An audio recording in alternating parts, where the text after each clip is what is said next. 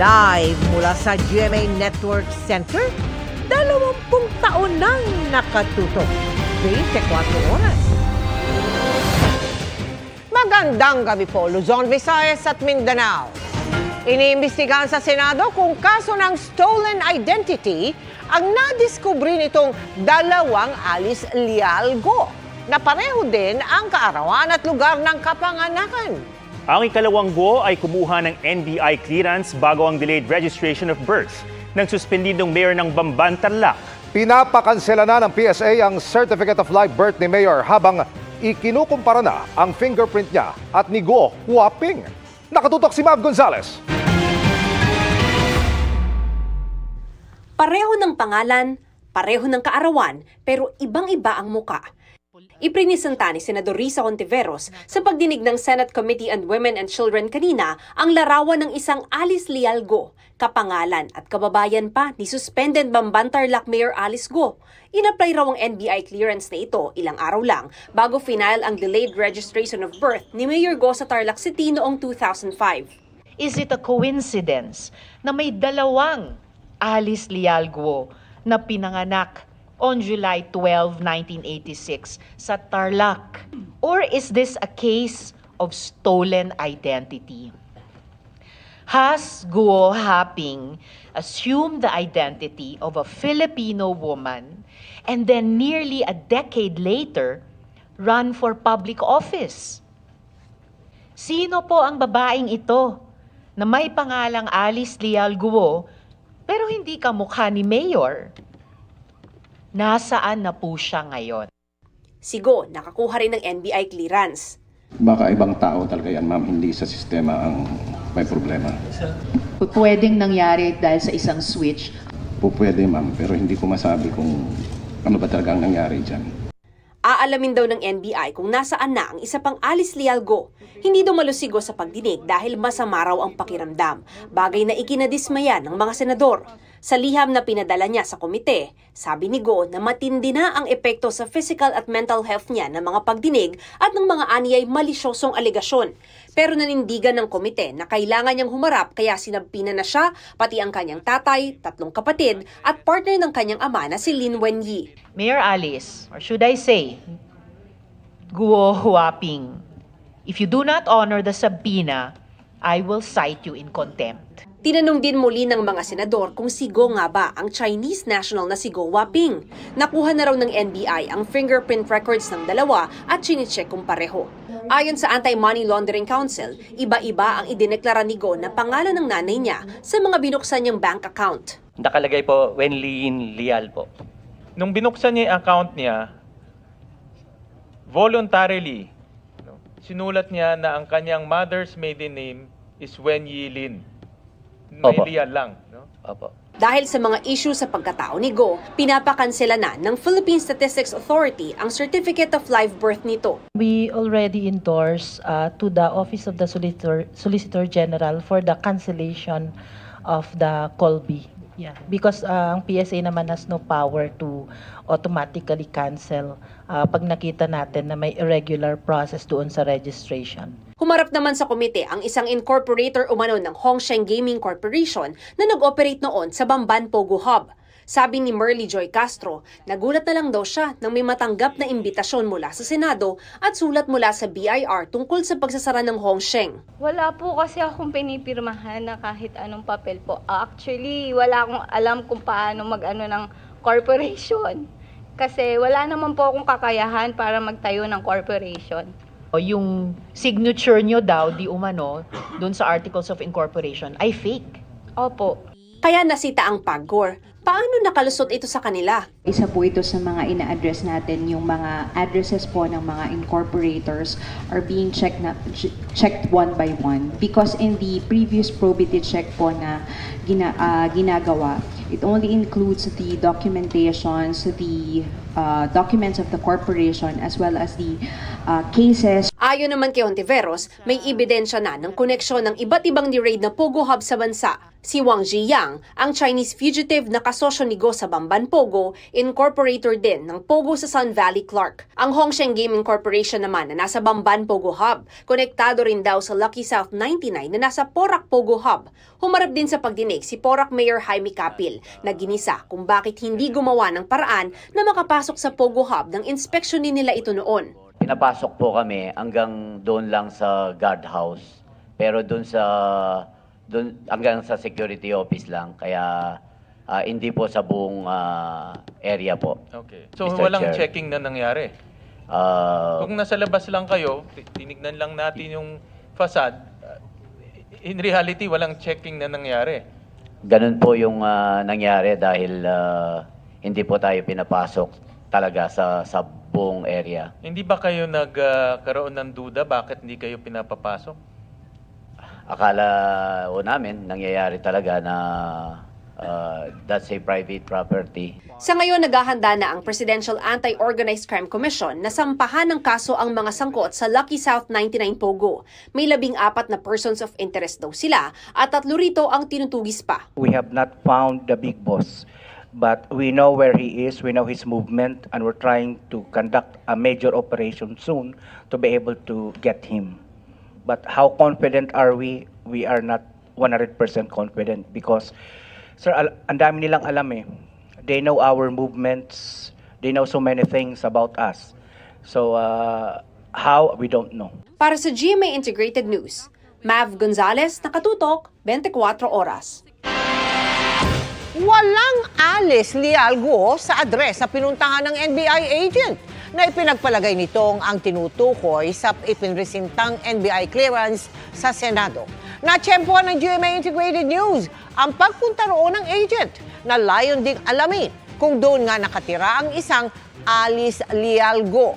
Sa aming panayam sa mag-asawang nakatira doon, sinabi nilang walang Alice Leal Guo at di rin umano nila ito kilala. Kwento nila, pinaupahan nila ang bahay na ginawang parlor na may 4 na tauhan sa loob ng 2 dekada. Ang pinuntahan ng NBI agent ay sakaling nakalagay sa clearance pero iba ang mismong lugar bagamat katulog. Pinuntahan din namin ang lugar na nasa clearance pero walang kalye roon, nakapangalan ng kalye na nasa dokumento. Sinisiyasat na ng mga otoridad ang kuha ng CCTV sa sinakyan ng pageant contestant at nobyo niyang Israeli bago natagpo ang sunog ang SUV sa Tarlac. Nakatutok live si Oscar Oida. Oscar! Yes, Emil, idinaraos ngayon dito sa isang mall sa Pampanga ang pre-pageant ng Mutya ng Pilipinas sa probinsya kung saan dapat sana'y kalahok ang nawawalang kandidata na si Geneva Lopez. Isa sana ang 27 anyos sa si Geneva Lopez sa 16 na kandidata ng Mutya ng Pilipinas Pampanga na sasabak dapat sa pre-pageant ngayong araw. Pero nitong June 22, di na raw ito sumipot sa kanilang rehearsals. Knowing her, napaka-on time po niya lagi. Kaya nagtaka po kaming lahat when all of a sudden, during our last rehearsals, hindi siya nakarating. Kalaunan, napag-alaman na lang daw nilang hindi na pala ito nakabalik nang tignan ng isang bibiling lupa sa Tarlac nitong June 21. Kasunod nito, natagpo ang sunog na sa may Kapas Tarlac ang SUV na sinakyan umano ni na Geneva at ng kasintahan nitong Israeli na si Yitzhak Cohen. Kaya ganun na lang ang panghihinayang ng Mutya, lalo't malaki raw ang tsansa ni Geneva ngayong taon. Ito na rin daw ang huling pagkakataon nitong makakasali sa naturang kompetisyon. She's one of the strongest candidates talaga. Even last year, she ended up on the top 5. Ganun siya ka-positive. And makikita mo sa kanya, even though she did not win the crown last year, yung positivity na sa kanya. She's very kind, she's very sweet girl. Kaya nakakapanghinayang talaga. Ang mga kapwa-kandidata ni Geneva, napalapit na raw sa kanya na parang tunay nilang ate. Malungkot po, syempre, as much as gusto mo mag-enjoy, minsan naiisip mo kung nasan na siya. Sana kung mahanap siya or kung nasaan man siya ngayon, sana safe po siya. Sinubukan namin kunan ng pahayag ang kaanak ni Geneva pero nagpaabot ito ng mensahe na hindi pa raw sila handang humarap sa media. Samantala, nakarating na sa Israeli Embassy ang impormasyon patungkol sa nawawala nilang kababayan na si Cohen. Tuloy-tuloy raw ang pakikipag-ugnayan nila sa mga opisyal ng Pilipinas at kumpiyansa naman daw sila sa kakayanan ng Philippine National Police. Patuloy naman ang ginagawang backtracking ng mga pulis sa mga dinaanang lugar ng nasunog na SUV ng magkasintahan. Ilan sa mga hawak na CCTV ngayon ng pulisya ay ang mga kuwang ito sa Angeles, Pampanga, kung saan makikita ang pag-alis ng SUV mula sa kanilang lugar sa Barangay Malabanyas hanggang sa makaabot ng SCTEX. Ito'y magandang susi para ma-resolba ang ginagawang investigation ng kapulisan, lalo na ang Kapas Police Station. Samantala, naisumiti na ng Kapas Fire Station sa kanilang national headquarters ang mga debris ng nasunog na sasakyan para matukoy ang sani ng sunog. Ang concentration, parang yung location ay nasa bandang driver side sa front, tsaka yung engine bay. Doon ang parang talagang totally burned. At may mga signs na doon ang pinakamataas na temperature na nakita nila. Samantala, Emil, patuloy na umaasa at nananalangin ang mga kaibigan ni Geneva dito sa Mutya ng Pilipinas na sana raw ay matagpuan na siya sa lalong madaling panahon at sana'y nasa mabuting kondisyon. Emil? Maraming salamat, Oscar Oida. Isang sugatan sa karambola ng 13 sasakyan sa C5 Road sa Taguig kagabi. Ang ugat ng disgrasya, truck na nawalan umano ng preno. Nakatutok si AJ Gomez. Animoy eksena sa maaksyong pelikula ang karambola ng mga sasakyang iyan sa C5 Taguig mag-aalas 7:30 kagabi. Kaya umaandar pa ba yan? Ilang minuto pa lang ang nakakalipas niyan mula nang magkabanggaan ang 13 sasakyan kabilang ang truck na ito na siya raw dahilan ng aksidente. Sa inisyal na investigasyon, nakatigil ang mga sasakyan sa stoplight sa C5 southbound bago mag-McKinley intersection. Nang bigla na lang umabante ang truck at saka inararo ang mga sasakyan sa harap nito. 12 sasakyan ang nadamay, kabilang ang ilang van, SUV at kotse. UP ang unahan at likuran ng mga nabanggang sasakyan. Ayon sa driver ng truck, nung medyo mag-go na siya, kinambyo ko na yung truck. Bigla siyang nag-wild, dire-diretso yung truck. Tapos nung pinipreno ko na, ayaw na niyang mapreno. Ayon sa rumisponding MMDA, hindi naman daw nagtangkang tumakas ang driver. Hindi rin daw nakatulog o nakainom. Sabi ng driver, magdi-deliver daw sana sila ng mais sa Batangas City mula Santo Domingo, Nueva Ecija. Hinahanapan ko nga po ng way kung saan sana siya maililihis. Kung mo traffic nga po, wala siyang malisan na talagang madadaanan po yung ibang sasakyan. Isa sa mga driver ng nadamay na sasakyan ang dinala sa ospital. Siyempre na-shock ako at masyadong maliit yung legroom. So yung tuhod ko tsaka yung dibdib ko yung tumama sa may manibela. Sa Taguig Traffic Investigation Unit dumiretso ang mga sangkot sa banggaan. Problemado ang driver sa pakikipag-areglo. Wala raw kasi siyang pambayad sa mga nasirang sasakyan. Nangako naman siyang hindi tatakbuhan ang kanyang mga pananagutan. Para sa GMA Integrated News, EJ Gomez, nakatutok 24 oras. Mahigit 1,000 pisong rebate ang ibabawas sa bill sa tubig ng ilang customer ng Maynilad sa Imus, Cavite. Dahil pa rin yan sa mababang kalidad ng tubig gripo na ipinangako ng kumpanya na hindi na mauulit. Nakatutok si Maki Pulido. Disyembre noong nakaraang taon nang makaranas ng kakaibang amoy at may kulay na tubig gripo ang ilang residente ng Imus, Cavite. Sa investigasyon ng MWSS Regulatory Office, nakitang bumagsak ang kalidad ng water sample sa Philippine National Standard for Drinking Water. Lumabas rin na mas mababa sa standard ang residual chlorine na pumapatay sa bakterya sa tubig. Kaya pinagmulta ng MWSS Regulatory Office ang Maynilad ng mahigit 3.9 million pesos. Paghahatian niya ng mahigit 3,000 residente sa 9 na barangay ng Imus, Cavite. Sa susunod na buwan, makakatanggap ang ilang residente ng 1,122 pesos and 37 centavos na rebate o balikbayad. It's an incentive for them to be more proactive and to invest in the pipe replacements. Pero hanggang ngayon, problema pa rin daw ang maduming tubig sa bahay ni Aling Zenaida Sasis, pati na rin ang mataas na water bill. Ba't ganyan kulay ng tubig? Parang ang dumi. Talaga pong nangati. Ako nagpagamot pa po ako sa derma. Ayan po ang ano. Ha? May amoy ang tubig? May amoy po. May amoy talaga. Ayon sa Maynilad, ginagalang nila ang desisyon ng MWSS Regulatory Office. Tinitiyak daw nilang tinugunan agad ang problema at may mga isinagawa ng mga hakbang para hindi ito maulit. Sa ilalim ng Revised Concession Agreement, malinaw ang obligasyon ng mga water concessionaire tulad ng Maynilad at Manila Water. Ilan lang dito ang 24 oras na supply ng tubig, mag-abiso 2 araw bago mag-water service interruption at dapat pasado ang tubig sa Philippine National Standard for Drinking Water. Pagmumultahin ang water concessionaire kung sa loob ng 15 araw hindi ito nakatupad sa kanyang service obligation. 3 araw lang ang palugit kung may banta sa kalusugan ng publiko, halimbawa kung bagsak ang kalidad nito. Hinihikayat ng MWSS Regulatory Office ang publiko na mag-email sa kanila kung may problema ang supply at kalidad ng kanilang tubig para raw ito'y maimbestigahan. Para sa GMA Integrated News, Maki Pulido, nakatutok, 24 oras. Pasintabi sa mga nagkakapunan, sensitibo ang inyong mapapanood. Wala ng buhay nang matagpuan sa isang plastik sa kanal ang isang bagong silang na sanggol sa Davao del Norte. Nakatutok si John Consulta. Exclusive! Kalunos-lunos ang sinapit ng isang bagong panganak na sanggol sa Davao del Norte. Sa isang kanal ito na recover, naka-plastic at wala ng buhay. Ikinagulat ito ng mga kaanak ng kanyang 16 anyos na ina na itinakbo pa nila sa ospital dahil sa pagdurugo.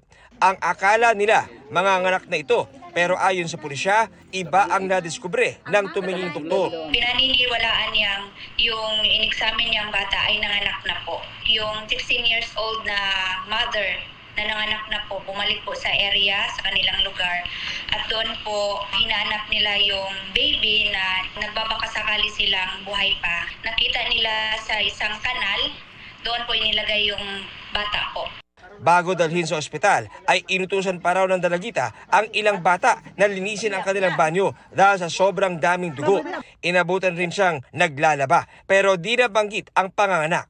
Hindi siya nagsabi sa amin. Hindi namin alam. Hindi namin alam kung ang bata wala na pala doon sa tiyan niya. Kasi malaki-laki pa man yung tiyan niya. Hindi ko alam sir kung ano nasa isip niya. Pagpatay ng isang bata is considered infanticide. And yun lang po yung kailangan nating i-prove din na deliberately yung paggawa nitong minor na ilabas yung bata and then without seeking for medical assistance at deliberately it was thrown in the canal. Nakikipag-ugnayan na ang Tagum City Police sa Social Welfare Department ng lungsod para sa disposisyon ng minor de edad na ina nang natagpuang patay na sanggol. Para sa GMA Integrated News, John Consulta, nakatutok, 24 oras. Inalis na ng bansang Kuwait ang visa ban sa mga manggagawang Pinoy ayon sa Department of Migrant Workers. Sa kabila niyan, tanging domestic workers na meron ng experience at first-time skilled workers lang ang papayagan sa Kuwait. Batay sa panayam kay Secretary Hans Kakdak ng Super Radyo DZBB. Hindi pa rin papayagan ng mga first-time domestic helpers. Sa kalagitnaan ng Hulyo, ipatutupad ang pagbabago sa polisiya. Sa ngayon, may mga nakalatag na raw na sistema ang gobyerno para protektahan ng mga OFW. Kabilang dyan ang pagkakaroon ng whitelist at blacklist ng mga recruitment agency at pagkakaroon ng welfare officers. Hiniling din daw ng Pilipinas sa Kuwait na payagan ng mga domestic helper na makalipat ng ligtas sa ibang employer kung kinakailangan. May 2023 nang ipatupad ng Kuwait ang visa ban kasunod ng pagpatay noon sa domestic worker na si Julie B. Ranara.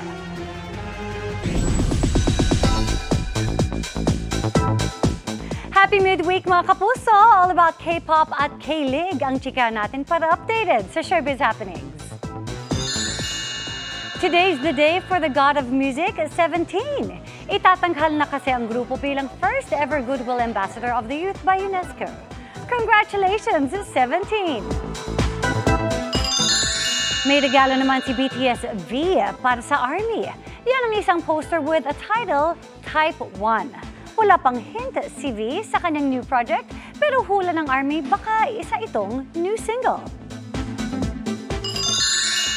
It's a happy day din for EXO-Ls dahil may day 2 na ang Bloom FanCon ni Dio sa bansa.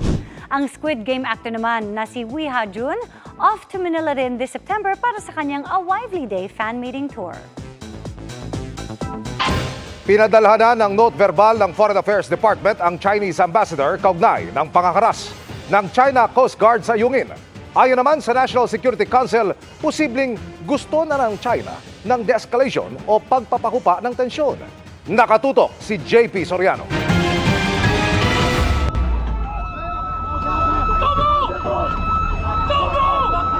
Kasunod ng pangaharas ng China Coast Guard sa mga sundalong Pinoy nitong June 17, ang panawagan ng ilang mambabatas na pagpaliwanagin ang Chinese ambassador. May hakbang na raw ang Foreign Affairs Department. Well, we have already sent a note verbal to them. Ang ibang detalye naman ng mga ipinoprotesta ng Pilipinas laban sa China ay pag-uusapan sa susunod na Bilateral Consultation Mechanism o BCM ng dalawang bansa. Sabi pa ng Foreign Affairs Secretary sa East-West Center International Media Conference, may sumusobra na sa pagpapakalat ng fake news at iniiba ang kwento. Genuine photos and videos, or those that are not AI generated or digitally manipulated, speak louder and more powerfully than the myriad attempts at misinformation and the peddling of false narratives. Ayon sa Foreign Affairs Secretary, panggugulo ang mga kasinungalingan dahil ang totoong issue. The country is choosing to ignore or is reinterpreting international law, in particularly the UN Convention on the Law of the Sea, and as affirmed by the 2016 Arbitral Award. Dahil may giyera na rin ng fake news online, pag-uusapan ng Pilipinas at Amerika ang mga cyber digital policies ng dalawang bansa. The chorus against threats to peace and stability in the South China Sea and the West Philippine Sea is growing louder. We are urging the PRC to cease harassment of Philippine vessels. Ayon naman sa National Security Council, bukas pa rin naman ang Pilipinas sa pakikipag-usap sa China. Because ang feeling namin sa NSC, gusto na rin ng China ma-de-escalate ang sitwasyon.